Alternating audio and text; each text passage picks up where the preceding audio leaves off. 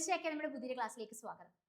അപ്പോൾ ഓൾറെഡി നമ്മുടെ CGL എക്സാമിന് GK എങ്ങനെ പഠിക്കണം അല്ലേ, അത് ഓൾറെഡി കഴിഞ്ഞ ക്ലാസ്സിൽ നമ്മൾ ഡിസ്കസ് ചെയ്തിട്ടുണ്ടായിരുന്നു.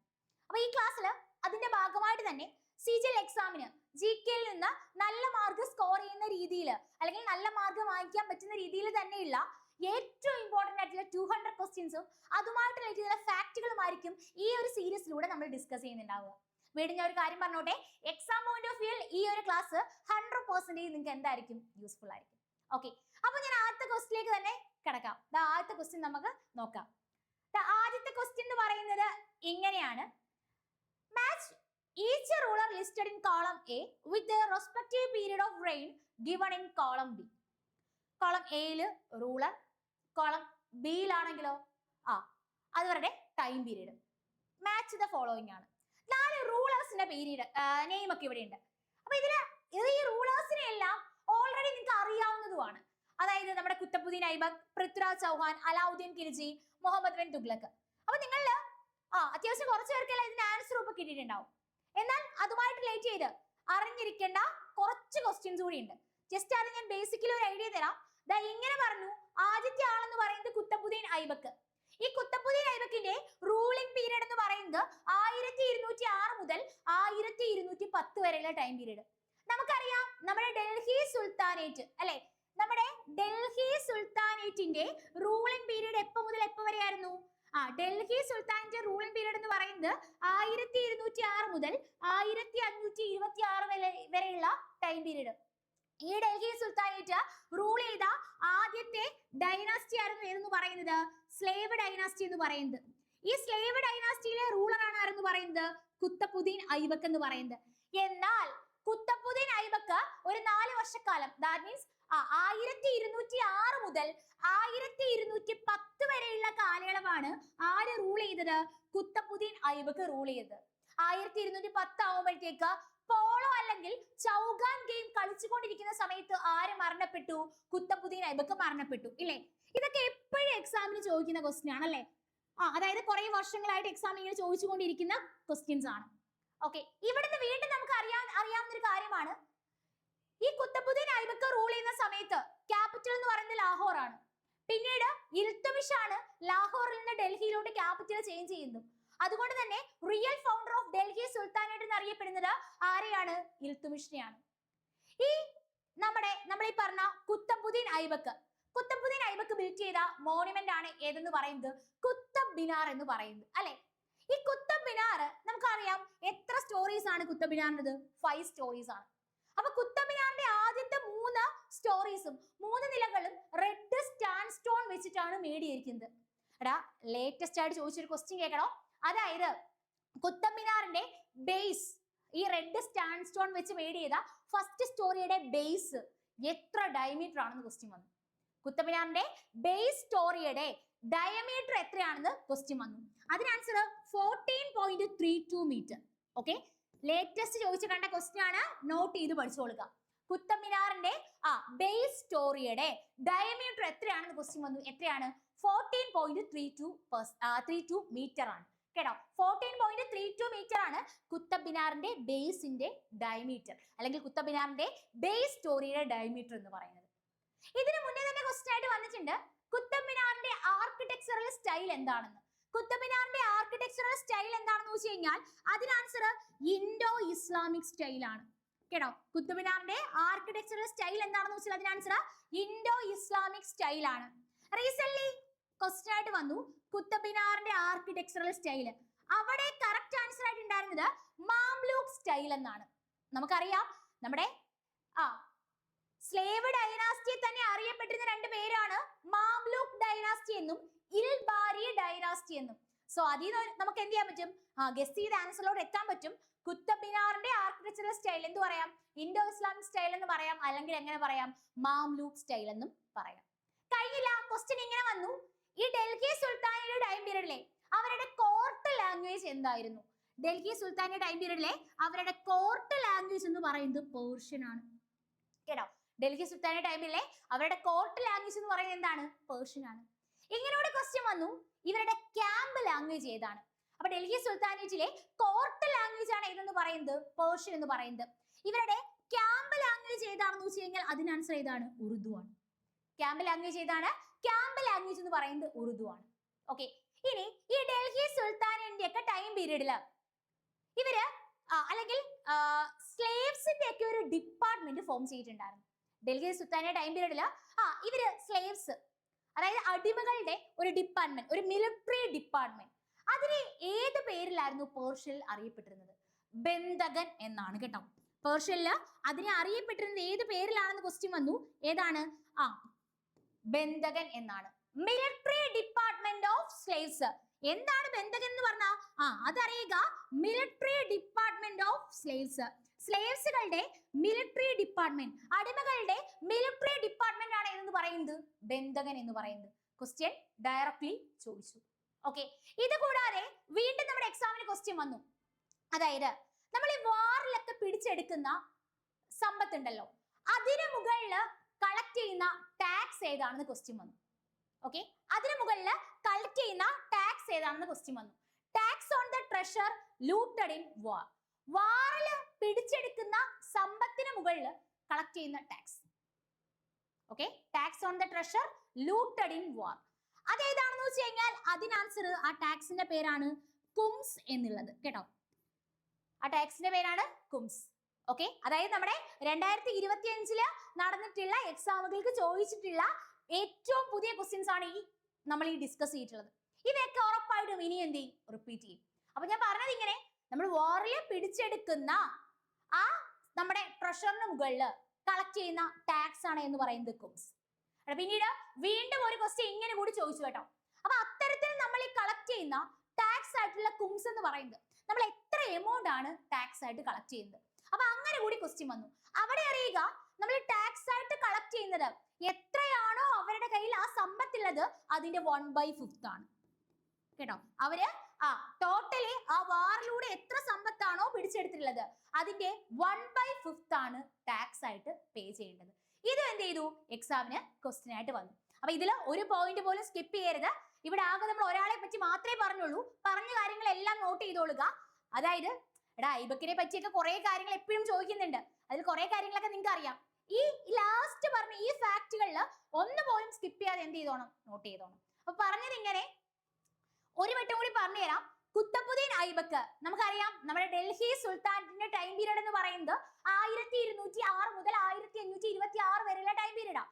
ഈ ഡൽഹി സുൽത്താനറ്റ് റൂൾ ചെയ്ത ആദ്യത്തെ ഡൈനാസ്റ്റിയാണ് സ്ലേവ് ഡൈനാസ്റ്റി എന്ന് പറയുന്നത്. ഈ സ്ലേവ് ഡൈനാസ്റ്റിയിലെ ഫസ്റ്റ് റൂളർ ആയിരുന്നു, അല്ലെങ്കിൽ സ്ലേവ് ഡൈനാസ്റ്റിയുടെ ഫൗണ്ടർ ആയിരുന്നു കുത്തബുദ്ദീൻ ഐബക്ക് എന്ന് പറയുന്നത്. ഐബക്കിന്റെ ടൈം പീരീഡ് ആണ് 1206 മുതൽ 1210 വരെയുള്ള ടൈം പീരീഡ് എന്ന് പറയുന്നത്.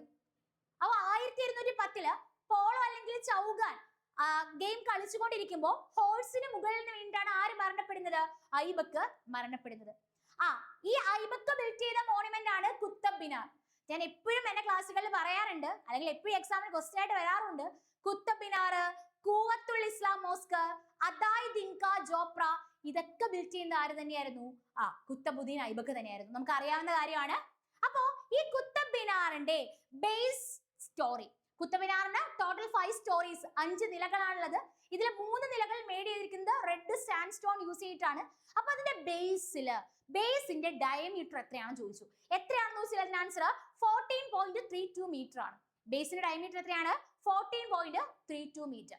കുത്തബ് മിനാറിന്റെ ആർക്കിടെക്ചറൽ സ്റ്റൈൽ ഏതാണെന്ന് വെച്ചാൽ അതിന് answer Indo Islamic style of architecture, അല്ലെങ്കിൽ നമുക്ക് എന്ത് പറയാം? മാംലൂക്ക് സ്റ്റൈൽ എന്ന് പറയാം. ഇനി നമ്മുടെ ഡൽഹി സുൽത്താനേറ്റിന്റെ ടൈം പീരീഡില് പ്രോപ്പർലി അവരുടെ കോർട്ട് ലാംഗ്വേജ് ഏതാണെന്ന് വെച്ചാൽ പേർഷ്യനും, ക്യാമ്പ് ലാംഗ്വേജ് ഏതാണെന്ന് വെച്ചാൽ അതിന് ആൻസർ ഉറുദു ആണ്. ഈ ഒരു ടൈം പീരീഡില് ഇവിടുത്തെ സ്ലേവുകളുടെ മിലിറ്ററി ഡിപ്പാർട്ട്മെന്റിനെയാണ് ഏത് പേരിൽ അറിയപ്പെട്ടത്? ബന്ധകൻ എന്ന് പറയുന്ന പേരിൽ അറിയപ്പെട്ടത് കേട്ടോ. ഇവിടുത്തെ സ്ലേവുകളുടെ ഒരു മിലിറ്ററി ഡിപ്പാർട്ട്മെന്റ് ആണ് ഏത്? ബന്ധകൻ. ഇനി കുംസ് എന്ന് പറഞ്ഞാലോ, അതായത് ഇവര് വാറിലൊക്കെ പിടിച്ചെടുത്ത, യുദ്ധത്തിലൊക്കെ പിടിച്ചെടുത്ത സമ്പത്തിന് മുകളിൽ കളക്ട് ചെയ്യുന്ന ടാക്സ്, അതാണ് കുംസ് എന്ന് പറയുന്നത്. ഓക്കെ, അപ്പം ശരിക്കും ഈ കുംസ് എന്ന് പറയുന്ന ടാക്സ് എത്രയാണ് പേ ചെയ്യേണ്ടതെന്ന് വെച്ച് കഴിഞ്ഞാൽ 1/5. അവർ എത്രയാണോ അവരുടെ കയ്യിൽ യുദ്ധത്തിലൂടെ പിടിച്ചെടുത്ത സമ്പത്തുള്ളത് അതിന്റെ 1/5. ഈ ടാക്സിനെയാണ് എന്ന് പറയുന്നത് കുംസ് എന്ന് പറയുന്നത്. അപ്പൊ ഇത്രയും കാര്യങ്ങൾ നമ്മുടെ സ്റ്റുഡൻസിന് ഓക്കെ ആയല്ലോ. എടാ എങ്ങനെയാണ് അതായത് പ്രോപ്പർലി ക്ലാസ് കാണുന്നത്, നമ്മുടെ ക്ലാസ്സിന്റെ ഡ്യൂറേഷൻ എത്ര ടൈം ആണോ ആ time exam point of view നിങ്ങൾക്ക് ഹെൽപ്ഫുൾ ആയിരിക്കണം. അല്ലെങ്കിൽ ആ ടൈമിൽ പ്രോപ്പർലി കേൾക്കുന്ന കാര്യങ്ങളെല്ലാം ക്ലാസ്സിന്റെ കൂടെ തന്നെ പഠിച്ചു പോകണം. അറിയാത്തവ മാത്രം പോയിന്റുകളാക്കി നോട്ട് ചെയ്യണം, പിന്നീട് അവ മാത്രം റിവൈസ് ചെയ്യണം. ക്ലാസ്സിന്റെ ഡ്യൂറേഷൻ ടൈം എത്രയാണോ ആ ടൈമിൽ പ്രോപ്പർലി പഠിക്കുന്ന കാര്യങ്ങൾ ക്ലാസ്സിന്റെ കൂടെ തന്നെ എന്ത് ചെയ്യുക, പഠിച്ചു പോയേക്കുക. ഓക്കെ, അപ്പോ നമുക്കിനി അടുത്ത ആളെ പറ്റി നോക്കാം അല്ലെ.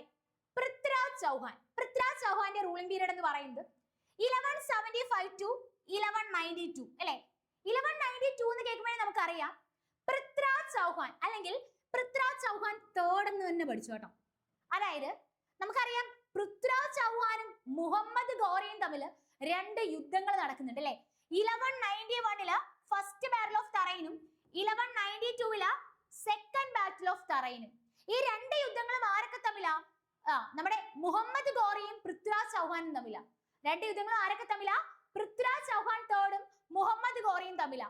ആദ്യത്തെ യുദ്ധത്തിൽ ജയിക്കുന്നത് പൃഥ്വിരാജ് ചൗഹാൻ ആണെങ്കിൽ രണ്ടാമത്തെ യുദ്ധത്തിൽ ജയിക്കുന്നത് മുഹമ്മദ് ഗോറിയാണ് കേട്ടോ.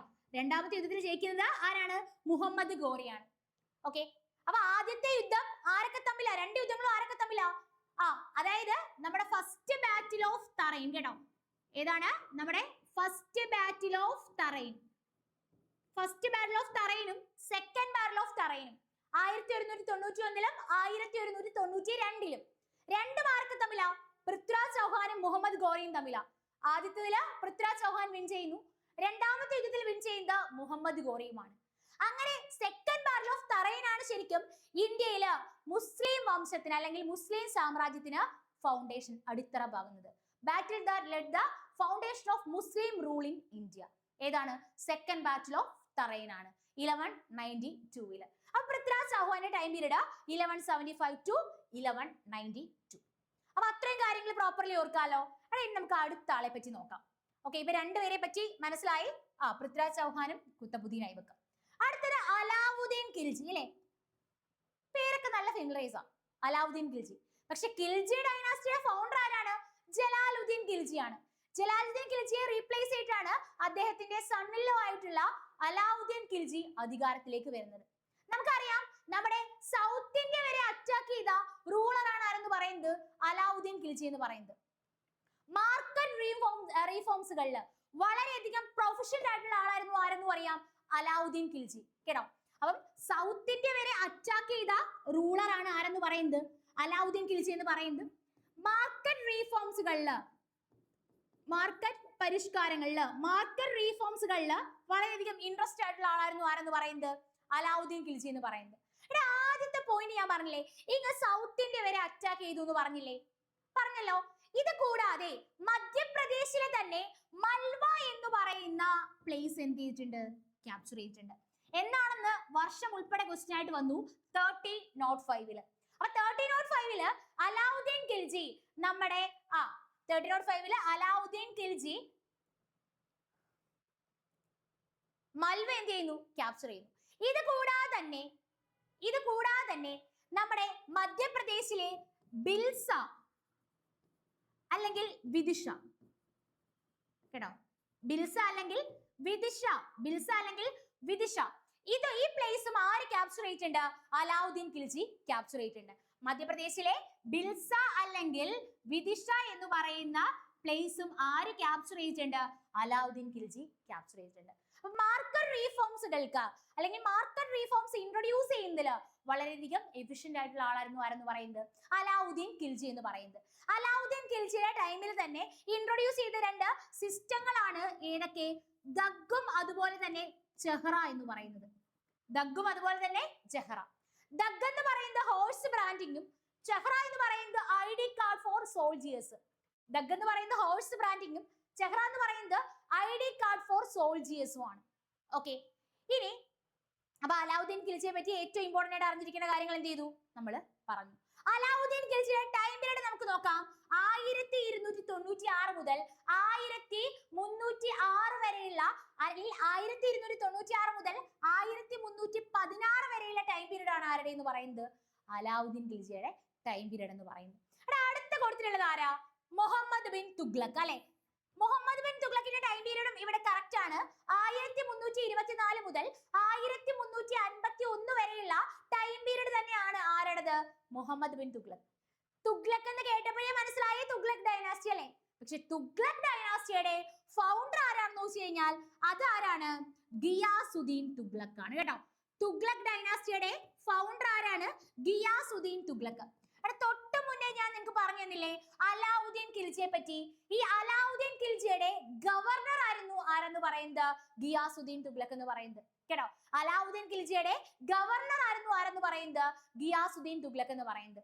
ഓക്കെ, നമുക്ക് എപ്പോഴും തെറ്റുപറ്റി പോകാറുണ്ട്. തുഗ്ലക്കാബാദ് എന്ന് പറയുന്ന സിറ്റി ബിൽഡ് ചെയ്യുന്നത് ആരാണെന്ന് ചോദിക്കും. നമുക്ക് പൊതുവെ കൂടുതലും കേട്ട് ഫെമറൈസ് ആയിട്ടുള്ള പേര് മുഹമ്മദ് ബിൻ തുഗ്ലക്കാ. പക്ഷെ മുഹമ്മദ് ബിൻ തുഗ്ലക് അല്ല.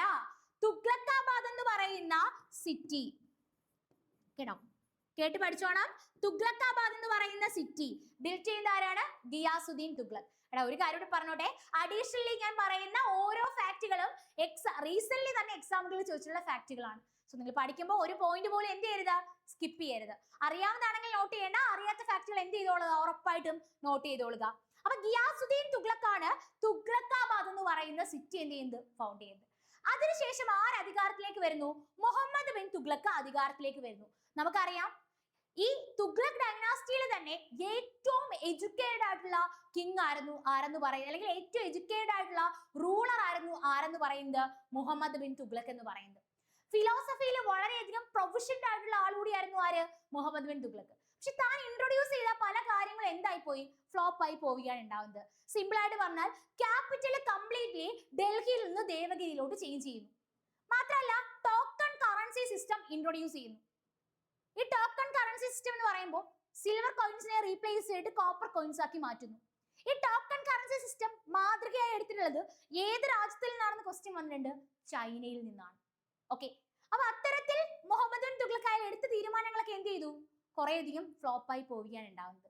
പക്ഷേ ഈ മുഹമ്മദ് ബിൻ തുഗ്ലക്കിന്റെ ടൈമിൽ നമ്മുടെ ഹംബിൾ പ്രൊഫഷണൽസിനെ ഹയസ്റ്റ് അഡ്മിനിസ്ട്രേറ്റീവ് റാങ്ക് ഇയാൾ നൽകിയിരുന്നു.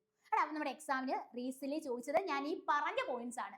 അതായത് നമ്മുടെ ഹംബിൾ പ്രൊഫഷണൽസിന് റീസെന്റ് ചോദിച്ച ക്വസ്റ്റ്യൻ ആണ്. നമ്മുടെ ഹംബിൾ പ്രൊഫഷണൽസിന് ഹയസ്റ്റ് അഡ്മിനിസ്ട്രേറ്റീവ് റാങ്ക് കേട്ടോ. ഓക്കെ, നമ്മുടെ ഹംബിൾ പ്രൊഫഷണൽസിന് ഹയസ്റ്റ് അഡ്മിനിസ്ട്രേറ്റീവ് റാങ്ക് നൽകുന്നു കേട്ടോ. നമ്മുടെ ഹംബിൾ പ്രൊഫഷണൽസിന് ഹയസ്റ്റ് അഡ്മിനിസ്ട്രേറ്റീവ് റാങ്ക് പ്രൊവൈഡ് ചെയ്യുന്നു ആരാ? മുഹമ്മദ് ബിൻ തുഗ്ലക്. അപ്പോ ഹംബിൾ പ്രൊഫഷണൽസിന് ഹയസ്റ്റ് അഡ്മിനിസ്ട്രേറ്റീവ് റാങ്ക് നൽകുന്ന ഡൽഹി സുൽത്താൻ ആരാണെന്ന് വെച്ച് കഴിഞ്ഞാൽ അതിന് ആൻസർ ആരാണ്? മുഹമ്മദ് ബിൻ തുഗ്ലക്. ഇങ്ങനെ ശരിക്കും ലാദിയ ആൻഡ് പിറ എന്ന് പറയുന്ന രണ്ട് ഗാർഡനേഴ്സിന് ഇത്തരത്തിലുള്ള ഹയസ്റ്റ് അഡ്മിനിസ്ട്രേറ്റീവ് പോസ്റ്റ് നൽകിയിരുന്നു. അതും എക്സാമിന് ചോദിച്ചു. ഏത് ഡൽഹി സുൽത്താനേറ്റ് ആണ് രണ്ട് ഗാർഡനേഴ്സ് ആയിരുന്ന ലാദിയ ആൻഡ് പിറ ഇവർക്ക് ഹയസ്റ്റ് അഡ്മിനിസ്ട്രേറ്റീവ് പോസ്റ്റ് നൽകുന്ന ഡൽഹി സുൽത്താൻ ആരാന്ന് ചോദിച്ചു. അതിന് ആൻസർ മുഹമ്മദ് ബിൻ തുഗ്ലക്ക. അപ്പോ ഇങ്ങനെ പഠിക്കുക, ഹംബിൾ ആയിട്ടുള്ള പ്രൊഫഷണൽസിന്, സാധാരണക്കാരായ കഴിവുള്ള വ്യക്തികൾക്ക് ഹയസ്റ്റ് അഡ്മിനിസ്ട്രേറ്റീവ് റാങ്ക് നൽകിയിരുന്ന ഡൽഹി സുൽത്താൻ ആരാണ്? അത് മുഹമ്മദ് ബിൻ തുഗ്ലക്. ഫോർ എക്സാമ്പിൾ ആ രണ്ട് പേരുകളൂടെ ഒന്ന് നോട്ട് ചെയ്യണേ, ലാദിയ ആൻഡ് പിറ കേട്ടോ. ഈ ലാദിയ ആൻഡ് പിറ എന്ന് പറയുന്ന രണ്ട് ഗാർഡനേഴ്സിനും ഹയസ്റ്റ് അഡ്മിനിസ്ട്രേറ്റീവ് റാങ്ക് നൽകിയിട്ടുണ്ടായിരുന്നു. ഓക്കെ, ലാദിയ ആൻഡ് പിറ എന്ന് പറയുന്ന രണ്ട് ഹംബിൾ പ്രൊഫഷണൽസിനും ഹയസ്റ്റ് അഡ്മിനിസ്ട്രേറ്റീവ് റാങ്ക് നൽകിയിട്ടുണ്ടായിരുന്നു. ഓക്കെ, അപ്പൊ ഇത്രയും കാര്യങ്ങൾ എന്ത് ചെയ്തോണം? പ്രോപ്പർലി ഓർത്തോണം. അപ്പൊ ഈ പറഞ്ഞ കാര്യങ്ങളെല്ലാം ഓക്കെ ആണല്ലോ. അപ്പം ഇവിടെ നോക്കുക, നമ്മുടെ കുത്തബുദ്ദീൻ ഐബക്കിന്റെ ടൈം പീരീഡ് 1206 മുതൽ 1210. അപ്പൊ എ ഓപ്ഷൻ എന്ന് പറയുന്നത് 2 ആണ്. പക്ഷെ ഇവിടെ കണ്ടോ, നമുക്ക് A 2 ആണെന്ന് അറിയാമെങ്കിൽ 2-ൽ വരുന്ന ഒരൊറ്റ ഒരെണ്ണേ ഉള്ളൂ കറക്റ്റ് ആയിട്ട് ആൻസർ ചെയ്യുക. 2 മാർക്ക് വളരെ സിമ്പിൾ ആയിട്ട് നമുക്ക് സ്കോർ ചെയ്യാൻ പറ്റും. പക്ഷെ ഈ കണക്റ്റഡ് ഫാക്ട് എല്ലാം പഠിച്ചോണം കേട്ടോ, ഒന്നുപോലും സ്കിപ്പ് ചെയ്യല്ലേ.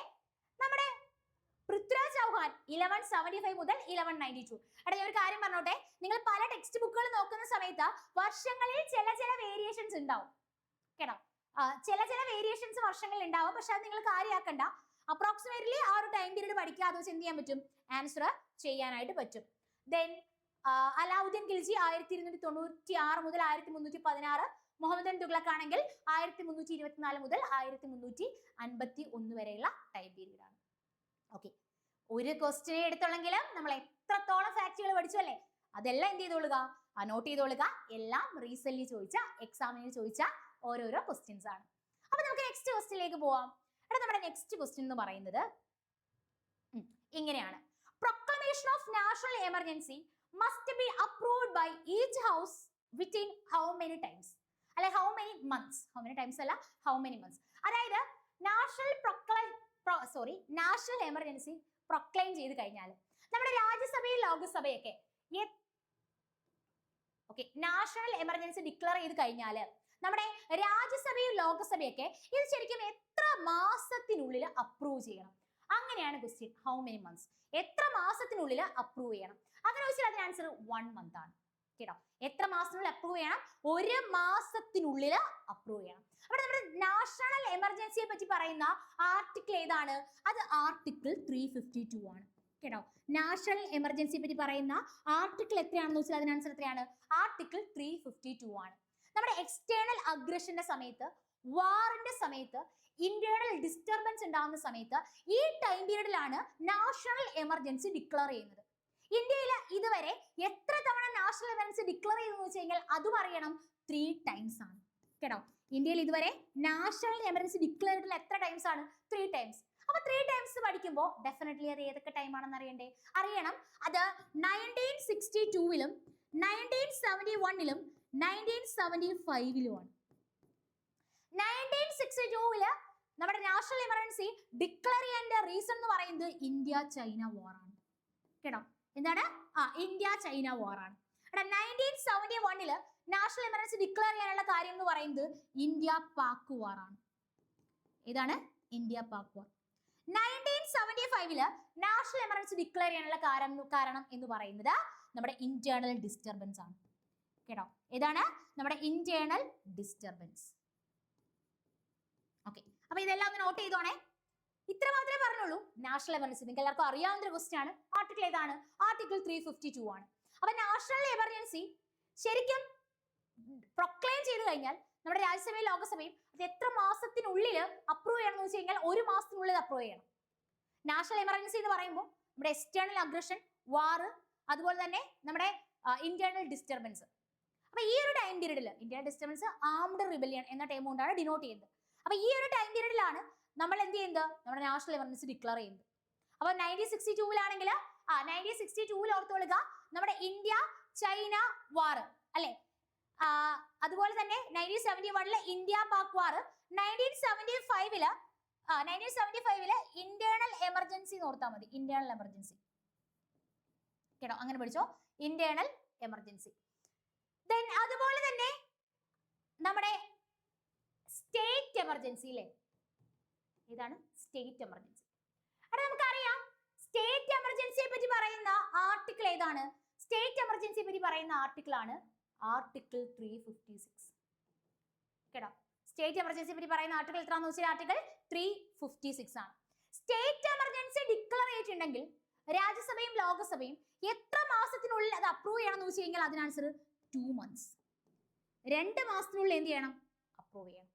ഓക്കെ, സ്റ്റേറ്റ് എമർജൻസി ഡിക്ലെയർ ചെയ്താൽ 2 മാസത്തിനുള്ളിൽ രാജ്യസഭയും ലോകസഭയും എന്ത് ചെയ്യണം? അത് അപ്രൂവ് ചെയ്യണം. സ്റ്റേറ്റ് എമർജൻസി ആദ്യമായിട്ട് ഡിക്ലെയർ ചെയ്യുന്ന സ്റ്റേറ്റ് ഏതാണെന്ന് വെച്ച് കഴിഞ്ഞാൽ അത് പഞ്ചാബാണ്. എന്നാണെന്ന് കൂടി അറിയുക, 1951-ൽ. എന്നാണ്? 1951-ൽ. അപ്പൊ ഇത്രയും ഫാക്ടുകൾ ഇതുമായിട്ട് റിലേറ്റ് ചെയ്ത് അറിയുക. നാഷണൽ എമർജൻസി ഡിക്ലെയർ ചെയ്തിട്ടാണെങ്കിൽ അത് നമ്മുടെ 2 ഹൗസും 1 മാസത്തിനുള്ളിൽ എന്ത് ചെയ്യണം? അപ്രൂവ് ചെയ്യണം. സ്റ്റേറ്റ് എമർജൻസി ആണെങ്കിൽ അത് 2 മാസത്തിനുള്ളിൽ 2 ഹൗസും എന്ത് ചെയ്യണം? അപ്രൂവ് ചെയ്യണം. നാഷണൽ എമർജൻസി ആർട്ടിക്കിൾ 352 ആണ്. State emergency article 356. National emergency 3 തവണ 1962, 1971, 1975. ഓക്കെ, അപ്പൊ അത്രയും കാര്യങ്ങൾ ഓക്കെ ആണല്ലോ. ഓക്കെ, ഇനി നമുക്ക് നെക്സ്റ്റ് ക്വസ്റ്റ്യനിലേക്ക് പോവാം. കേട്ടോ,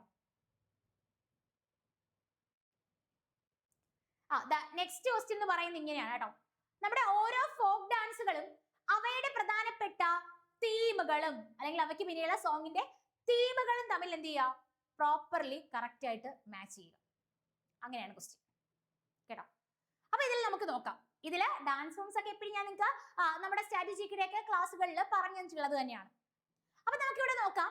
ദാ നോക്കേ, പാന്തി, ഗോട്ടിപ്പുവ, കൽബേലിയ തിപ്പാണി. ഓക്കെ, പാന്തി ഡാൻസ് അല്ലെ, ഞാൻ ഓരോന്നിനെ പറ്റി പറഞ്ഞു തരാമേ, നോട്ട് ചെയ്തോളുക. പാന്തി ഡാൻസ് ഏത് സ്റ്റേറ്റ് ആണെന്ന് വെച്ച് കഴിഞ്ഞാൽ അതിന് ആൻസർ ഛത്തീസ്ഗഡ്. കേട്ടോ, പാന്തി ഡാൻസ് ഏത് സ്റ്റേറ്റ് ആണെന്ന് വെച്ചാൽ അതിന് ആൻസർ ഏതാണ്? ഛത്തീസ്ഗഡ്. ഛത്തീസ്ഗഡില് സത്രാമി കമ്മ്യൂണിറ്റി. പാന്തി ഡാൻസ് ഏത് സ്റ്റേറ്റ് ആണെന്ന് വെച്ചാൽ അതിന് ആൻസർ ഛത്തീസ്ഗഡ്. ഛത്തീസ്ഗഡില് സത്രാമി കമ്മ്യൂണിറ്റി. ഓക്കെ, ഛത്തീസ്ഗഡില് സത്രാമി കമ്മ്യൂണിറ്റി പെർഫോം ചെയ്യുന്ന ഡാൻസ് ഫോം ആണ് എന്ന് പറയുന്നത് പാന്തി ഡാൻസ് എന്ന് പറയുന്നത്. അപ്പൊ പാന്തി ഡാൻസ് പെർഫോം ചെയ്യുന്നത് ഏത് സ്റ്റേറ്റ് ആണെന്ന് വെച്ചാൽ ഛത്തീസ്ഗഡ്, ഏത് കമ്മ്യൂണിറ്റി ആണെന്ന് വെച്ചാൽ അതിന് ആൻസർ സത്രാമി കമ്മ്യൂണിറ്റി. ഓക്കെ, ഈ സത്രാമി കമ്മ്യൂണിറ്റി തന്നെ it is a devotional hymns to Guru Ghasidas. Correct ആയിട്ടുള്ള ആൻസർ ആണ്.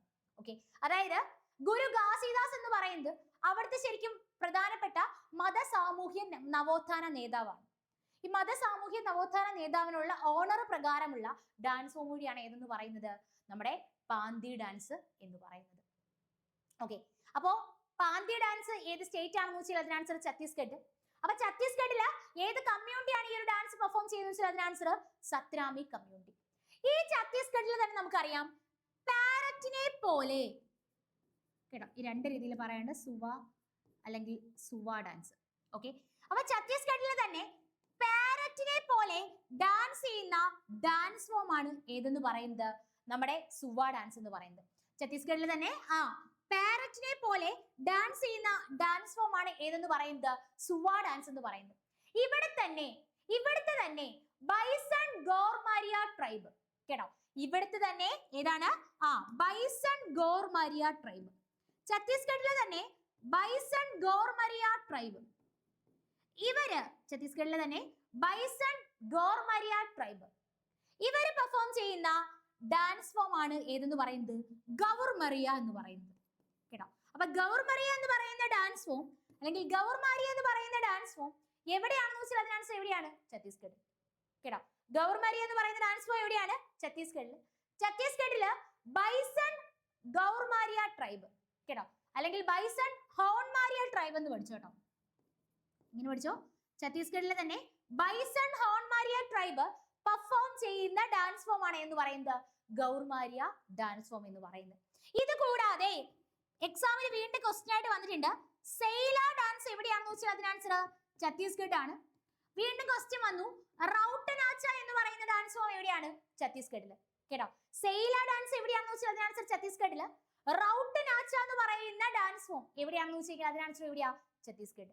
അപ്പൊ സെയില ഡാൻസ് അതുപോലെ തന്നെ റൗട്ടനാച്ച എന്ന് പറയുന്ന ഡാൻസ് എവിടെയാണ്? ഛത്തീസ്ഗഡിൽ.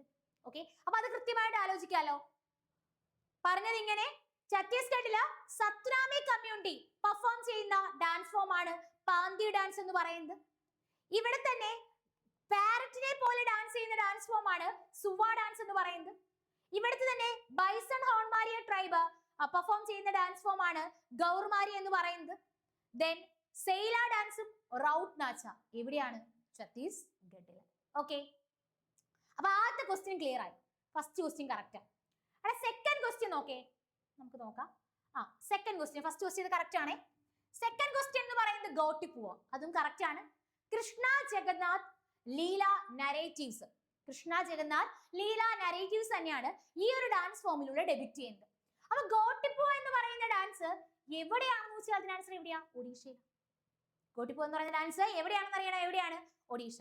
ഈ ഒഡീഷയിൽ തന്നെ എക്സാം പോയിന്റ് ഓഫ് വ്യൂ നോക്കേണ്ട ഒരു 2 to 3 ഡാൻസ് ഫോംസ് ഞാൻ പറഞ്ഞുതരാം. ഒഡീഷയിൽ നിന്നുള്ള മാർഷൽ ആർട്ട് ഏതാണെന്ന് ചോദിക്കും. കേട്ടോ, ഒഡീഷയിൽ നിന്നുള്ള മാർഷൽ ആർട്ട് ആയോധന കല ഏതാണെന്ന് വെച്ച് കഴിഞ്ഞാൽ അതിന് ആൻസർ രണബയാണ്. കേട്ടോ, ഒഡീഷയിൽ നിന്നുള്ള മാർഷൽ ആർട്ട് ഏതാണെന്ന് വെച്ചാൽ അതിന് ആൻസർ ഏതാണ്? രണബയാണ്. ഇത് കൂടാതെ ദസ്കാദിയ, ദൽക്കായി. കേട്ടോ, ഇത് കൂടാതെ ദസ്കാദിയ അതുപോലെ തന്നെ ദൽക്കായി ഈ ഡാൻസ് എവിടെയാണ്? ഒഡീഷയിലാണ്. അപ്പൊ ഒഡീഷയിൽ നിന്നുള്ള മാർഷൽ ആർട്ട് ഏതാണ്? രണബ എന്ന് പറയുന്നു. ഒഡീഷയിൽ നിന്നുള്ള ഡാൻസ് ഫോം ആണ് ദസ്കാദിയ അതുപോലെ തന്നെ ദൽക്കായ് എന്ന് പറയുന്നത്. ഇത് കൂടാതെ തന്നെ നമുക്കറിയാം ഗുമുറ ഡാൻസ് ഫോം ഒഡീഷയിലാണ്. കേട്ടോ, ഇതാണ് ഗുമുറ ഡാൻസ് ഫോം എവിടെയാണ്? ഒഡീഷയിൽ. പക്ഷെ നിങ്ങൾക്ക് തെറ്റ് പറ്റരുത്, ഗൂമർ എവിടെയാണെന്ന് ചോദിക്കും, അത് രാജസ്ഥാനിലാണ് കേട്ടോ. ഗൂമർ എവിടെയാണെന്ന് വെച്ചാൽ അതിന് ആൻസർ എവിടെയാണ്? രാജസ്ഥാൻ. പക്ഷേ ഗുമുറ എവിടെയാണെന്ന് വെച്ചാൽ അതിന് ആൻസർ ഒഡീഷയിലാണ്. അപ്പൊ ഒഡീഷയിൽ നിന്നുള്ള മാർഷൽ ആർട്ടാണ് എന്ന് പറയുന്നത് രണബ. ദസ്കാദി അതുപോലെ തന്നെ ദൽക്കായി എവിടെയാണ്? ഒഡീഷയിലാണ്. ദെൻ പിന്നീട് പറഞ്ഞു ഗുമുറ എവിടെയാണ്? ഒഡീഷ. പക്ഷെ ഗൂമർ എവിടെയാണ്? രാജസ്ഥാൻ. അത്രേ ഓർക്കാലോ. ദെൻ കൽബേലിയ ഡാൻസ് എവിടെയാ? ഞാൻ തന്നെ ക്ലാസ്സുകളിൽ നിങ്ങളെ ഒരുപാട് വട്ടം പഠിപ്പിച്ചാണ് അല്ലെ. കൽബേലിയ ഡാൻസ് ഫോം എവിടെയായിരുന്നു? കൽബേലിയ ഡാൻസ് ഫോം എന്ന് പറയുന്നത് രാജസ്ഥാനില് ഇല്ലേ? കുറെ വട്ടം പറഞ്ഞു തന്നെയല്ലേ. കൽബേലിയ ഡാൻസ് എവിടെയാണെന്ന് വെച്ചാൽ അതിന് ആൻസർ എവിടെയാണ്? രാജസ്ഥാൻ. നമ്മുടെ കൽബേലിയ ഡാൻസിനെ യുനെസ്കോ ഇൻടാഞ്ചിബിൾ ലിസ്റ്റിലോട്ട് ആഡ് ചെയ്യുന്ന വർഷം എന്താണെന്ന് നമുക്കറിയാം. എന്താണ്? 2010 2010 യുനെസ്കോയുടെ ഇൻടാഞ്ചിബിൾ കൾച്ചറൽ ഹെറിറ്റേജ് ലിസ്റ്റിലോട്ട് കൽബേലിയ ഡാൻസ് ഫോമിനെ ആഡ് ചെയ്തു. വീണ്ടും അറിയാവുന്ന കാര്യം, ഈ കൽബേലിയ ഡാൻസ് ഫോമിനെ ലൈക് സ്നേക്കിനെ പോലെ പെർഫോം ചെയ്തുകൊണ്ട് തന്നെ സ്നേക്ക് ഡാൻസ് എന്നും അറിയപ്പെടുന്നു. കൽബേലിയ ഡാൻസ് ഫോമിനെയാണ് സ്നേക്ക് ഡാൻസ് എന്നും അതുപോലെ തന്നെ സപ്പേറ ഡാൻസ് എന്നും അറിയപ്പെടുന്നത്. ഓക്കെ, ഇത് ഞാൻ കുറെ വട്ടം ക്ലാസ്സുകളിൽ പറഞ്ഞിട്ടുള്ളതാണ്. കൽബേലിയ പറയുമ്പോൾ എല്ലാം കണക്ട് ചെയ്ത് പറഞ്ഞിട്ടുള്ളതാണ്. അപ്പൊ കൽബേലിയ ഡാൻസ് ഫോം ഏത് സ്റ്റേറ്റ് ആണെന്ന് വെച്ചാൽ രാജസ്ഥാൻ. 2010 നമ്മുടെ യുനെസ്കോയുടെ ഇൻടാഞ്ചിബിൾ കൾച്ചറൽ ഹെറിറ്റേജ് ലിസ്റ്റിലോട്ട് നമ്മുടെ കൽബേലിയ ഡാൻസ് ഫോമിനെ ആഡ് ചെയ്തു. സ്നേക്ക് ഡാൻസ് എന്നും സപ്പേറ ഡാൻസ് എന്നും അറിയപ്പെടുന്നത് കൽബേലിയ ഡാൻസ് ഫോമിനെയാണ്. ഈ ഡാൻസ് പെർഫോം ചെയ്യുന്ന ഒരാളുടെ പേരാണ് ഗുലാബോ സപ്പേറ എന്നത് പറയുന്നത്. ഗുലാബോ സപ്പേറ എന്ന് പറയുന്നത്. അപ്പൊ കൽബേലിയ ഡാൻസ് എന്ന് പറയുന്നത് സെനിസ്യൂസ് സർപ്പന്റ് മെറ്റാഫോർസ് തന്നെയാണ്. സെനിസ്യൂസ് സർപ്പന്റ് മെറ്റാഫോർസ് കൽബേലിയ ഡാൻസ്. ടിപ്പാണി ഡാൻസ് എവിടെയാണ് ചോദിക്കും കേട്ടോ.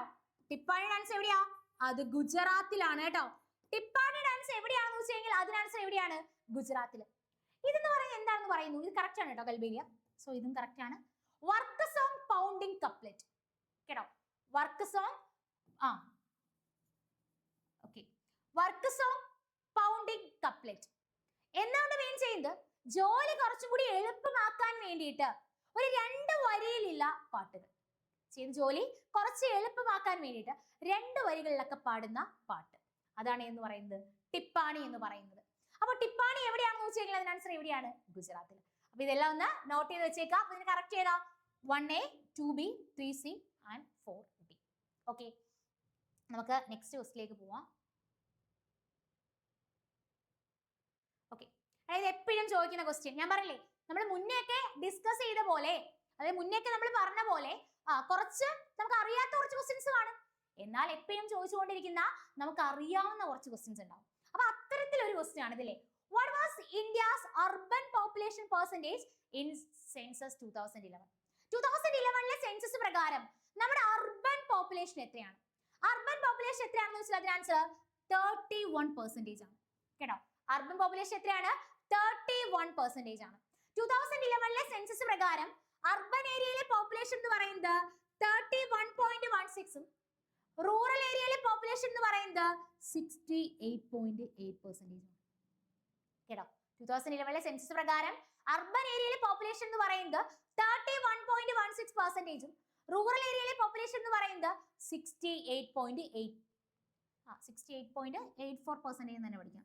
68.84% ആണ്. ഓക്കെ, അപ്പൊ ഇതില് നമ്മുടെ അർബൻ ഏരിയയിലെ പോപ്പുലേഷൻ 31.16 ക്വസ്റ്റ്യൻ ആയിട്ട് വന്നു. അതുപോലെ തന്നെ റൂറൽ ഏരിയയിലെ പോപ്പുലേഷൻ 68.84 അതും എന്ത് ചെയ്തു? ഡയറക്ട്ലി എക്സാമിന് ക്വസ്റ്റ്യൻ ആയിട്ട് ചോദിച്ചു. അപ്പൊ അർബൻ ഏരിയയിലെ പോപ്പുലേഷൻ എത്രയാണെന്ന് വെച്ചാൽ അതിന് ആൻസർ 31.16%. ഇവിടെ ഏറ്റവും ഇമ്പോർട്ടന്റ് ആയിട്ട് എപ്പോഴും ചോദിക്കുന്നതാണ് ലിറ്ററസി റേറ്റ്. 2011 സെൻസസ് പ്രകാരം നമ്മുടെ ലിറ്ററസി റേറ്റ് എത്രയാണ്? 2011 സെൻസസ് പ്രകാരം ലിറ്ററസി റേറ്റ് എത്രയാണെന്ന് വെച്ചാൽ അതിന് ആൻസർ 74.04%. ഓക്കെ, 74.04%. ഇതില് മെയിൽ ലിറ്ററസി എത്രയാണെന്ന് വെച്ച് കഴിഞ്ഞാൽ അതിന് ആൻസർ 82.14%. ഫീമെയിൽ ലിറ്ററസി എത്രയാണെന്ന് വെച്ചാൽ അതിന് ആൻസർ 65.46% ആണ്. 2011 സെൻസസ് പ്രകാരം ലിറ്ററസി റേറ്റ് 74.04%. അതിലെ മെയിൽ ലിറ്ററസി എത്രയാണെന്ന് വെച്ച് കഴിഞ്ഞാൽ 82.14ഉം ഫീമെയിൽ ലിറ്ററസി എത്രയാണെന്ന് വെച്ച് കഴിഞ്ഞാൽ 65.46. അതായത് ഉറപ്പായിട്ടും പഠിച്ചു വെച്ചോ, total literacy, male literacy, female literacy ഇതില് പരസ്പരം കണക്ട് ചെയ്തും ക്വസ്റ്റ്യൻ വന്നിട്ടുണ്ട്. Total literacy rate, difference between male literacy and female literacy, difference between total literacy and female literacy. ഇങ്ങനെ അങ്ങോട്ടും ഇങ്ങോട്ടും എന്ത് ചെയ്തിട്ടുണ്ട്, ക്വസ്റ്റ്യൻസ് വന്നിട്ടുണ്ട്. അപ്പൊ അറിയുക, ടോട്ടൽ ലിറ്ററസി എന്ന് പറയുന്നത് 74.04, മെയിൽ ലിറ്ററസി എന്ന് പറയുന്നത് 82.14, ഫീമെയിൽ ലിറ്ററസി എന്ന് പറയുന്നത് 65.46. അത് പറഞ്ഞത് കൊണ്ട് ഇങ്ങനെ കൂടി ഒരു കാര്യം ആലോചിച്ചോ. 1947 നമ്മുടെ ലിറ്ററസി റേറ്റ് എത്രയാണെന്ന് ക്വസ്റ്റ്യൻ വന്നു, 12%. 1951 നമ്മുടെ ലിറ്ററസി റേറ്റ് എത്രയാണെന്ന് ചോദിച്ചു, 18.33%. 1947 ആകുമ്പോൾ 12%, 1951 ആകുമ്പോഴത്തേക്ക് 1951 ആണ് ഇത്, 1951 ആകുമ്പോഴത്തേക്ക് എത്രയാണ്, 18.33%. Okay okay. അപ്പോ ശരിക്കും പ്രോപ്പർലി നിങ്ങൾ ഇപ്പൊ ഏത് എക്സാമിനാണോ പ്രോപ്പർലി പ്രിപ്പയർ ചെയ്യുന്നത്, ഇപ്പൊ CGL, CHSL, MDS, അതുപോലെ തന്നെ നമ്മുടെ റെയിൽവേയുടെ കുറെ എക്സാംസ് ഉണ്ട്. അപ്പോൾ അതിന് വേണ്ടിയിട്ട് നമ്മുടെ ദിശ അക്കാദമിയുടെ ഓഫ്ലൈൻ കോഴ്സസ് അവൈലബിൾ ആണ്. ഓഫ്ലൈൻ സെന്റേഴ്സിൽ കോഴ്സസ് അവൈലബിൾ ആണ്. പ്രോപ്പർലി സിലബസ് അനുസരിച്ച് തന്നെ നിങ്ങൾ എന്ത് ചെയ്യും, നിങ്ങൾക്ക് ആദ്യം റെഗുലർ ക്ലാസ്സുകളൊക്കെ തരും. ആ റെഗുലർ ക്ലാസ്സുകൾ എന്ന് പറയുന്നത് മാറി വന്ന പാറ്റേൺ അനുസരിച്ച്, മാറി വന്ന ക്വസ്റ്റ്യൻസിലുള്ള ചേഞ്ച് അനുസരിച്ച് തന്നെയായിരിക്കും ആ സിലബസിലെ ക്ലാസ്സുകൾ നിങ്ങൾക്ക് തീർത്ത് തരുന്നുണ്ടാവുക. ആ സിലബസിന്റെ അല്ലെങ്കിൽ ആ ഒരു സിലബസ് കംപ്ലീഷന്റെ ടൈം പീരീഡിൽ തന്നെ ഉച്ചയ്ക്ക് ശേഷമുള്ള ടൈമിൽ നിങ്ങളെ കൊണ്ട് എന്ത് ചെയ്യും, എക്സ്ട്രാ ക്വസ്റ്റ്യൻസ് പ്രാക്ടീസ് ചെയ്യും. അത്തരത്തിൽ കോഴ്സസ് പ്രാക്ടീസ് അല്ലെങ്കിൽ അത്തരത്തിൽ ക്ലാസ് കഴിഞ്ഞതിന് ശേഷം ക്വസ്റ്റ്യൻസ് പ്രാക്ടീസ് ചെയ്യുമ്പോൾ നിങ്ങൾക്ക് വരുന്ന ഡൗട്ടുകളൊക്കെ ക്ലിയർ ചെയ്യാൻ വേണ്ടിയിട്ട് നിങ്ങൾക്ക് ഒരു മെന്റർ സപ്പോർട്ട് ഉണ്ടാവും. സോ നിങ്ങൾക്ക് വരുന്ന ഡൗട്ടുകളൊക്കെ ചോദിച്ച് എന്ത് ചെയ്യാൻ പറ്റും, കൃത്യമായിട്ട് പഠിക്കാനായിട്ട് പറ്റും.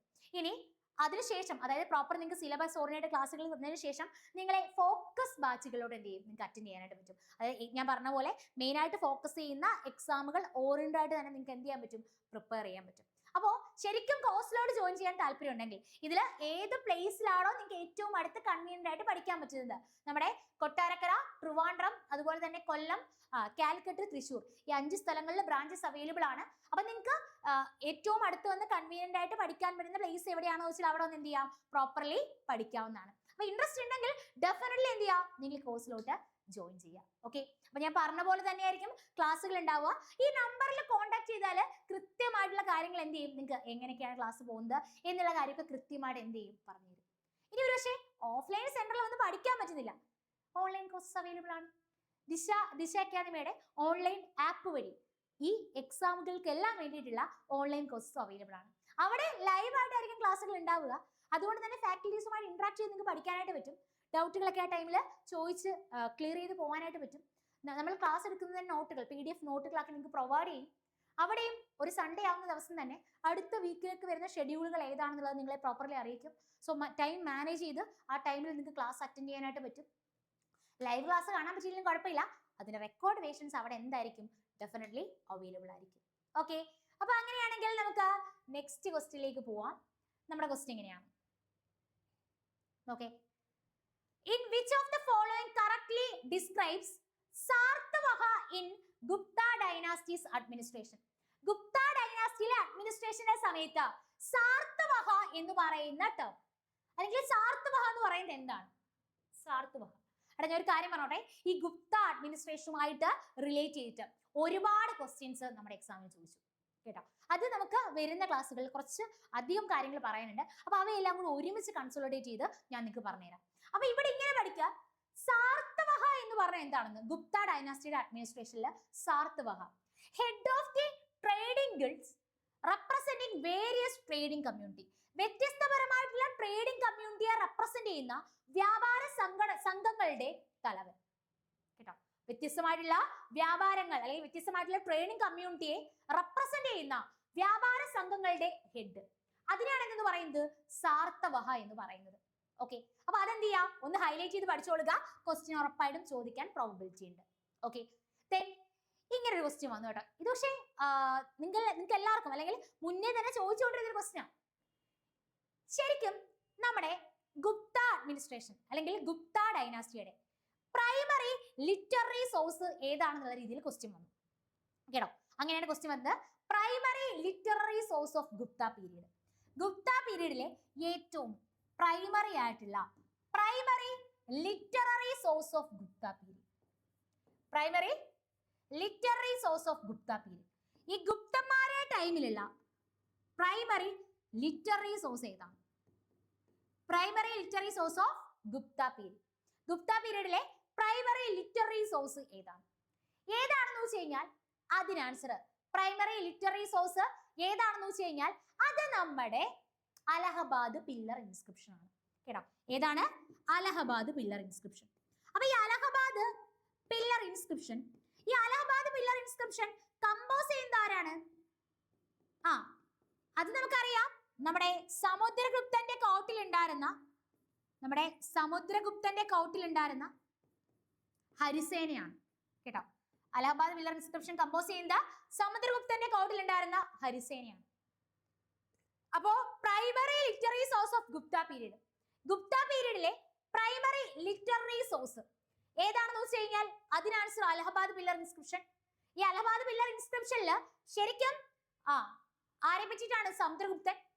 അപ്പൊ ഈ അലഹബാദ് പില്ലർ ഇൻസ്ക്രിപ്ഷൻ കമ്പോസ് ചെയ്യുന്ന ആരാണ്? സമുദ്രഗുപ്തന്റെ കൗട്ടിലുണ്ടായിരുന്ന ഹരിസേനനാണ്. ഈ ഗുപ്ത ടൈം പീരീഡിൽ അവിടുത്തെ വില്ലേജ് ഹെഡ്മാനെ അറിയപ്പെട്ടിരുന്ന പേര് ക്വസ്റ്റ്യൻ ആയിട്ട് വന്നു. ഗുപ്ത അഡ്മിനിസ്ട്രേഷന്റെ സമയത്ത് അവിടുത്തെ വില്ലേജ് ഹെഡ്മാനെ അറിയപ്പെട്ടിരുന്ന പേരാണ് ഗ്രാമിക എന്ന് പറയുന്നത്. കേട്ടോ, ഗ്രാമിക അല്ലെങ്കിൽ ഗ്രാമാധ്യക്ഷ. കേട്ടോ, ഗ്രാമിക അല്ലെങ്കിൽ ഗ്രാമാധ്യക്ഷ. ഗ്രാമിക അല്ലെങ്കിൽ ഗ്രാമാധ്യക്ഷ എന്ന് അറിയപ്പെട്ടിരുന്നത് ഗുപ്തന്മാരുടെ ടൈമിലുള്ള വില്ലേജ് ഹെഡിനെ അറിയപ്പെട്ടിരുന്നതാണ് ഗ്രാമിക അല്ലെങ്കിൽ ഗ്രാമാധ്യക്ഷ എന്നുള്ളത്.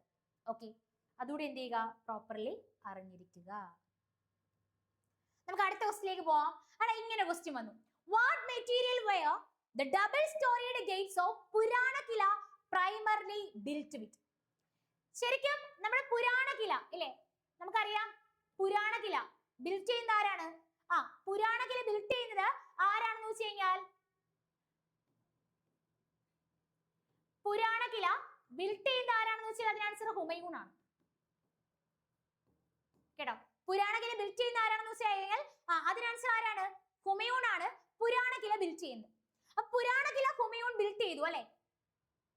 ഈ പുരാണകിലയുടെ ഡബിൾ സ്റ്റോറിയുടെ ഗേറ്റ്, കേട്ടോ, ഡബിൾ സ്റ്റോറിയുടെ ഗേറ്റ് മേഡ് ചെയ്തിരിക്കുന്നത് റെഡ് സാൻഡ്സ്റ്റോൺ യൂസ് ചെയ്തിട്ടാണ്.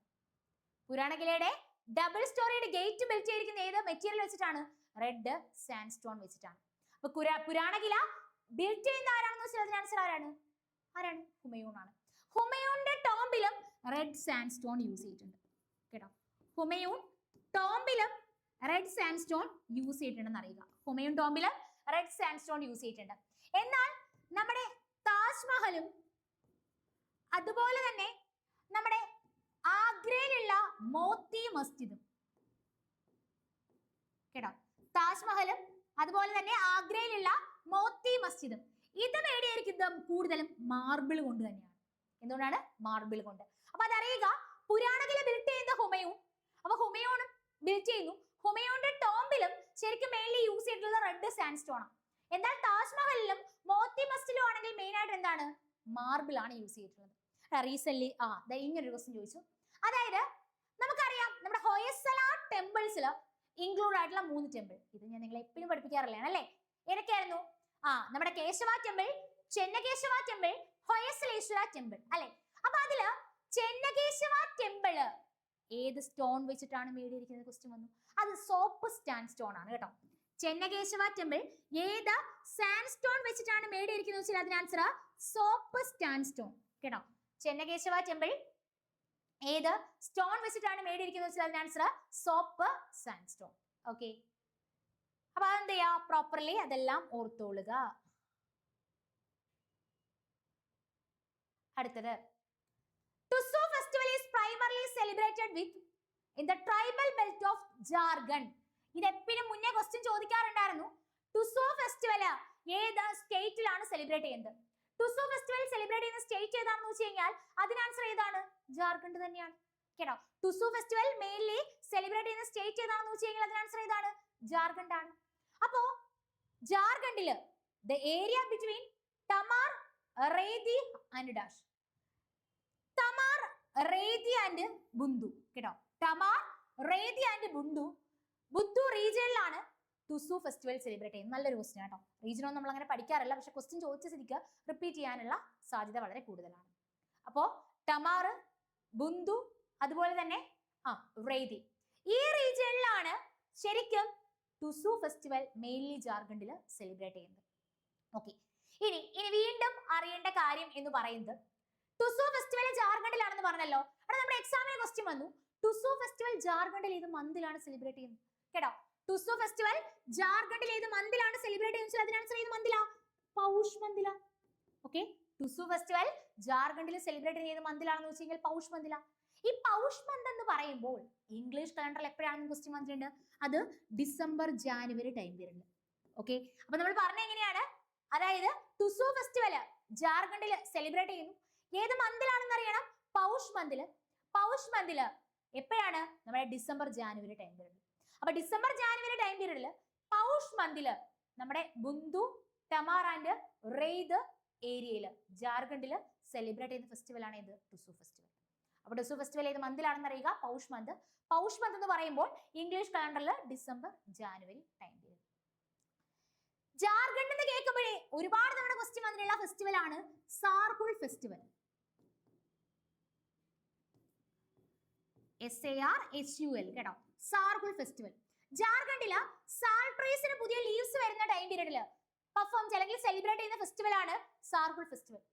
സാർഹുൽ ഫെസ്റ്റിവൽ ഏത് സീസണിലാണ് സെലിബ്രേറ്റ് ചെയ്യുന്ന ക്വസ്റ്റ്യൻ വന്നിട്ടുണ്ട്? Spring season. സ്പ്രിംഗ് സീസണിൽ സാർഹുൽ ഫെസ്റ്റിവൽ ജാർഖണ്ഡില് ഏത് ട്രൈബൽ ഗ്രൂപ്പ് ആണ് സെലിബ്രേറ്റ് ചെയ്യുന്ന ക്വസ്റ്റ്യൻ വന്നിട്ടുണ്ട്? ഒറാവോൻ ആൻഡ് മുണ്ട ട്രൈബ്. ഏത് മന്തിലാണ് സെലിബ്രേറ്റ് ചെയ്യുന്ന ക്വസ്റ്റ്യൻ വന്നിട്ടുണ്ട്? ചൈത്ര മന്തിൽ.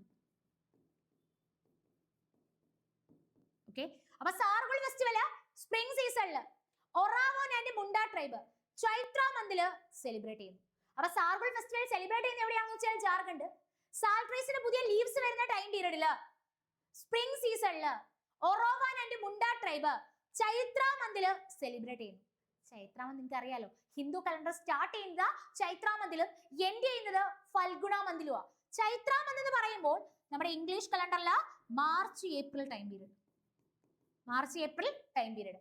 അപ്പൊ സാർഹുൽ ഫെസ്റ്റിവൽ സ്പ്രിംഗ് സീസണില് ഒറാവാൻ ആൻഡ് മുണ്ട ട്രൈബ് ചൈത്ര മന്തിൽ എന്ത് ചെയ്യുന്നു? സെലിബ്രേറ്റ് ചെയ്യുന്നു. ഓക്കെ, നമുക്ക് നെക്സ്റ്റ് ക്വസ്റ്റ്യനിലേക്ക് പോവാം. Consider the following statement.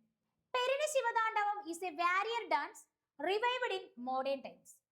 It is from the court of Chola kings of Tamil Nadu. ഇത് സ്റ്റേറ്റ്മെന്റ് 1, ഇത് സ്റ്റേറ്റ്മെന്റ് 2. ഇതിൽ ഏതാണ് കറക്റ്റ് ആയിട്ടുള്ളത്? പെരിനി ശിവതാണ്ഡവം എന്ന് പറയുന്നത് വാരിയർ ഡാൻസ് തന്നെയാണ് കേട്ടോ. പെരിനി ശിവതാണ്ഡവം എന്ന് പറയുന്നത് വാരിയർ ഡാൻസ് തന്നെയാണ്. പക്ഷെ ഈ ഡാൻസ് ഒരിക്കലും ഒറിജിനേറ്റ് ചെയ്ത് ചോള കിങ്സിന്റെ ടൈം പീരീഡ് അല്ല, നമ്മുടെ കാകതീയ ഡൈനാസ്റ്റിയുടെ ടൈം പീരീഡിലാണ് കേട്ടോ. കാകതീയ ഡൈനാസ്റ്റിയുടെ ടൈം പീരീഡിലാണ് പെരിനി ശിവതാണ്ഡവം എന്ത് ചെയ്യുന്നത്? സ്റ്റാർട്ട് ചെയ്യുന്നത്, ഒറിജിനേറ്റ് ചെയ്യുന്നത്. അപ്പൊ മെയിൻലി സ്പ്രെഡ് ചെയ്തിരുന്ന അല്ലെങ്കിൽ ഈ ഡാൻസ്, ഈ പെരിനി ശിവതാണ്ഡവം എന്ന് പറയുന്ന വാരിയർ ഡാൻസ് പെർഫോം ചെയ്യുന്നത് നമ്മുടെ ആന്ധ്രാപ്രദേശ്, തെലങ്കാന റീജിയനിലാണ്. Sorry, 1 second. ആന്ധ്രാപ്രദേശ് അതുപോലെ തന്നെ തെലങ്കാന റീജിയനിലാണ്. അപ്പൊ അറിയാലോ, പെരിനി ശിവതാണ്ഡവം വാരിയർ ഡാൻസ്. ഈ ഒരു ഡാൻസ് പെർഫോം ചെയ്യുന്നത് ഏത് ഡൈനാസ്റ്റിയാണ്? കാകതീയ ഡൈനാസ്റ്റി. നമ്മുടെ ആന്ധ്രാപ്രദേശ്, തെലങ്കാന റീജിയനിൽ. എവിടെയാ? ആന്ധ്രാപ്രദേശ് അതുപോലെ തന്നെ തെലങ്കാന റീജിയനിലാണ്. ഓക്കെ ഓക്കെ എടാ, നമ്മുടെ 9th ക്വസ്റ്റ്യൻ എന്ന് പറയുന്നത് what was the political significance of Bimbisara's marriage to Koshalan princess? Kosala ദേവിയെ ബിംബിസാരൻ മാരേജ് ചെയ്തത്. കോശല ദേവിയെ, ഓക്കെ, കോശല ദേവി ആര് മാരേജ് ചെയ്യുന്നുണ്ട്? ബിംബിസാര അല്ലെ? ബിംബിസാരൻ ആരായിരുന്നു? നമുക്കറിയാം, നമ്മുടെ മഹാജനപദ അല്ലെ? മഹാജനപദയിലെ ആദ്യത്തെ ഡൈനാസ്റ്റി ആയിരുന്നു ഹരിയങ്ക ഡൈനാസ്റ്റി. ഹരിയങ്ക ഡൈനാസ്റ്റിയുടെ ഫൗണ്ടർ ആണ് ബിംബിസാര എന്ന് പറയുന്നത്. ഈ ബിംബിസാര ആരെ മാരേജ് ചെയ്യുന്നുണ്ട്? കോശല ദേവിയെ മാരി ചെയ്യുന്നുണ്ട്. കോശല വംശമായിട്ട് ഒരു സമാധാനം കീപ്പ് ചെയ്യുന്നതിന് വേണ്ടിയിട്ടാണ് ആരെ വിവാഹം ചെയ്യുന്നത്? കോശല ദേവി വിവാഹം ചെയ്യുന്നത്. പ്രധാനമായിട്ടും ബിംബിസാര 3 വിവാഹങ്ങളാണ് ചെയ്തിട്ടുള്ളത്. നമ്മുടെ വൈശാലിയിൽ നിന്നുമുള്ള ലിച്ചാവി പ്രിൻസസ് കേട്ടോ, വൈശാലിയിൽ നിന്നുമുള്ള Licchavi princess. Licchavi princess from Vaishali. വൈശാലിയിൽ നിന്നുമുള്ള ലിച്ചാവി പ്രിൻസസ് ആയിട്ടുള്ള ആരെ മാരി ചെയ്യുന്നു? വൈശാലിയിൽ നിന്നുമുള്ള ലിച്ചാവി പ്രിൻസസ് ആയിട്ടുള്ള, ഓക്കെ, വൈശാലിയിൽ നിന്നുമുള്ള ലിച്ചാവി പ്രിൻസസ്. വൈശാലിയിൽ നിന്നുമുള്ള ലിച്ചാവി പ്രിൻസസ് ആയിട്ടുള്ള ചെല്ലനെ വിവാഹം ചെയ്യുന്നുണ്ട്. ഓക്കെ, ഇത് കൂടാതെ ഖേമ, 2 രീതിയിൽ പേര് കണ്ടിട്ടുണ്ട്. ചില സ്ഥലങ്ങളിൽ ഖേമ എന്നും ചില സ്ഥലങ്ങളിൽ ക്ഷേമ എന്നും കണ്ടിട്ടുണ്ട്. ഓക്കെ, കേമ അല്ലെങ്കിൽ ക്ഷേമ. മദ്രയിൽ നിന്നുള്ള ക്ഷേമ അല്ലെങ്കിൽ ഖേമയും ആര് വിവാഹം ചെയ്യുന്നു? ബിംബിസാര വിവാഹം ചെയ്യുന്നുണ്ട്. അപ്പൊ ബിംബിസാര കൗശലാദേവി വിവാഹം ചെയ്യുന്നത് പീസ് വിത്ത് കൗശല. അതുപോലെ തന്നെ നമ്മുടെ വൈശാലിയിൽ നിന്നുമുള്ള ലിച്ചാവി പ്രിൻസ് ആയിട്ടുള്ള ചെല്ലനെയും അതുപോലെ തന്നെ ഖേമ അല്ലെങ്കിൽ ക്ഷേമ മദ്രയിൽ നിന്നും ആര് വിവാഹം ചെയ്യുന്നു? ബിംബിസാര. ബിംബിസാറിന്റെ കോർട്ടിൽ ഉണ്ടായിരുന്ന ഫിസിഷ്യൻ ആണ് ആര്? ജീവക. അതും ക്വസ്റ്റ്യൻ ആയിട്ട് വന്നിട്ടുണ്ട്. ഓക്കെ, ബിംബിസാറിന് ആരാണെന്നുള്ളത് ഞാൻ പറഞ്ഞു തന്നല്ലോ. മഹാജനപദയിലെ ഫസ്റ്റ് ഡൈനാസ്റ്റി ആയിട്ടുള്ള ഹരിയങ്ക ഡൈനാസ്റ്റി. ഹരിയങ്ക ഡൈനാസ്റ്റിയുടെ ഫൗണ്ടർ ആണ് ആരെന്ന് പറയുന്നത്? ബിംബിസാരൻ എന്ന് പറയുന്നത്. ഓക്കെ, അപ്പൊ നമ്മുടെ ഇന്നത്തെ ക്ലാസ്സിലെ ലാസ്റ്റ് ക്വസ്റ്റ്യൻ. ഓക്കെ, ഇങ്ങനെയാണ്. The Regulating Act of 1773 primarily introduced changes in companies administration in which two distinct areas? പ്രധാനമായിട്ടും 1773ലെ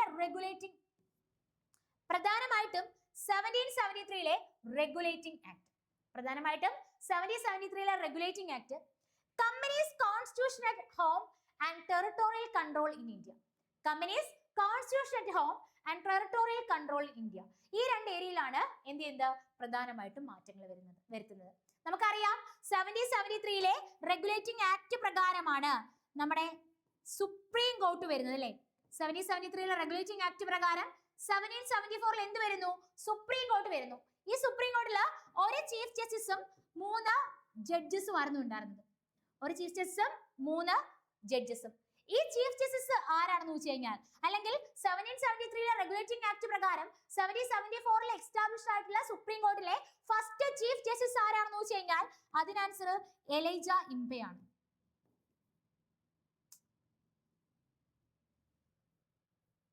ഓക്കെ, ആരാണെന്ന് വെച്ച് കഴിഞ്ഞാൽ അതിന് ആൻസർ ആരാണ്? എലൈജ ഇംബെയാണ്. ആരാണ്? എലൈജ ഇംബെ. അപ്പൊ 1773ലെ റെഗുലേറ്റിംഗ് ആക്ട് പ്രകാരം 1774ൽ സുപ്രീം കോർട്ട് എസ്റ്റാബ്ലിഷ് ചെയ്യുന്നു. ഈ സുപ്രീം കോർട്ടിന്റെ ഫസ്റ്റ് ചീഫ് ജസ്റ്റിസ് ആരാണെന്ന് വെച്ച് കഴിഞ്ഞാൽ എലൈജ ഇംബെ. 3 ജഡ്ജസും ഉണ്ടായിരുന്നു. 1773ലെ റെഗുലേറ്റിംഗ് ആക്ട് പ്രകാരം നിങ്ങൾക്ക് എല്ലാവർക്കും അറിയാവുന്ന ഒരു കാര്യം, ഗവർണർ ഓഫ് ബംഗാൾ എന്ന് പറയുന്ന പോസ്റ്റ് ചേഞ്ച് ചെയ്യുന്നു. ഗവർണർ ജനറൽ ഓഫ് ബംഗാൾ എന്നായിട്ട് മാറുന്നു. ഓക്കെ, ഗവർണർ ഓഫ് ബംഗാൾ എന്ന് പറയുന്ന പോസ്റ്റ് മാറി ഗവർണർ ജനറൽ ഓഫ് ബംഗാൾ ആയിട്ട് മാറുന്നു. ഓക്കെ, അപ്പൊ ഇത്രയും ക്വസ്റ്റ്യൻസ് ആണ് ഇന്നത്തെ ക്ലാസ്സിൽ നമ്മൾ ഡിസ്കസ് ചെയ്യുന്നത്. അപ്പൊ എക്സാം പോയിന്റ് ഓഫ് വ്യൂല് നിങ്ങൾക്ക് തികച്ചും ഈ ഒരു ക്ലാസ് യൂസ്ഫുൾ ആയെന്ന് വിചാരിക്കുന്നു. അപ്പൊ നിങ്ങൾക്ക് എങ്ങനെയാണ് ക്ലാസ് യൂസ്ഫുൾ ആയോ, എങ്ങനെയാണെന്നുള്ള കാര്യങ്ങൾ എന്ത് ചെയ്യണം? ഡെഫിനറ്റ്ലി നിങ്ങളെ കമന്റുകളായിട്ട് അറിയിക്കുക. അപ്പൊ നിങ്ങൾ തരുന്ന സപ്പോർട്ടാണ് ശരിക്കും നമുക്ക് അല്ലെങ്കിൽ അടുത്തൊരു ക്ലാസ്സിലേക്ക് നമുക്ക് എടുക്കാനായിട്ട് ആ ഒരു ഹാപ്പിനെസ്സും ആ ഒരു സ്പിരിറ്റും എല്ലാം തരുന്നത്. അപ്പൊ നിങ്ങൾക്ക് യൂസ്ഫുൾ ആയോ അല്ലയോ എന്നുള്ള കാര്യം എന്ത് ചെയ്യുക? കമന്റിൽ അറിയിച്ചേക്കുക. അപ്പോ പറഞ്ഞു, ഈ ഒരു സെക്ഷനിലൂടെ ഏറ്റവും ഇമ്പോർട്ടന്റ് ആയിട്ടുള്ള 200 ക്വസ്റ്റ്യൻസ് ഡെഫിനറ്റ്ലി എന്ത് ചെയ്യും? കംപ്ലീറ്റ് ചെയ്ത് തരും. അപ്പൊ എന്ത് ചെയ്യുക? ബാക്കി ക്വസ്റ്റ്യൻസ് വരുന്ന സെക്ഷനിൽ നമ്മൾ ഡിസ്കസ് ചെയ്യാം. അപ്പോൾ thank you all and happy learning.